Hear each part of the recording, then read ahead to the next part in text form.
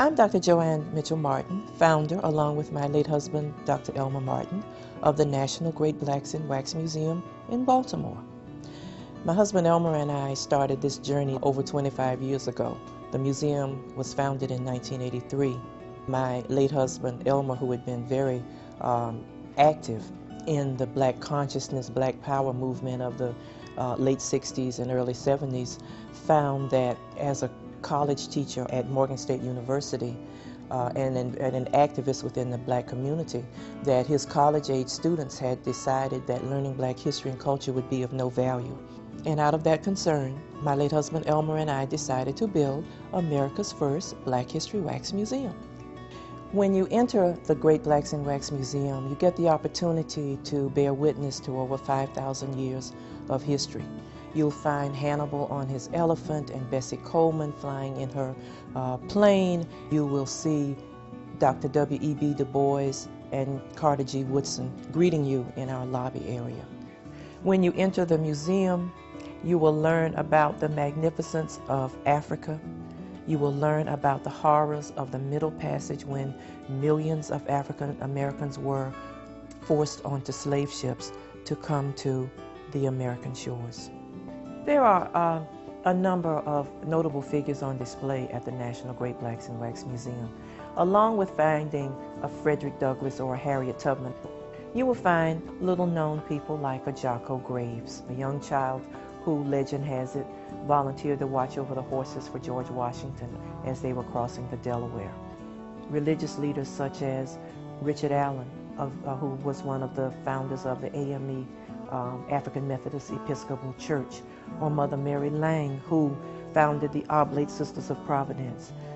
We go from slave ship to spaceship, and therefore we have figures of astronauts Mae Jemison and Guy Bluford and Ron McNair. We focus on youth, so we talk about the global fight for justice that was waged by children in Soweto, or children during the civil rights struggle, Black children and white children who got on buses to become a part of the Freedom Riders, and all of the ways in which children have had to sit down and stand up and sit in for justice. And this is a museum that does indeed focus on the global history. So a Nelson Mandela is here, Kwame Nkrumah, Winnie Mandela, and a Haile Selassie is here, all leaders who helped their African nations to come into freedom and independence. Baltimore has a tremendously rich history, and so it is fitting that the National Association for the Advancement of Colored People, or the NAACP, as it's more commonly known, is located here in Baltimore. At the Great Blacks in Wax Museum, you can see Medgar Evers, or James Weldon Johnson, or Walter White. We have Shirley Chisholm, the first female to run for president from a major party. There is just so much history to see, whether it's local history, our state history, our national history, or our global history, that shows the ways in which people, many of whom started on slave ships, have helped to distinguish themselves here in this nation of ours.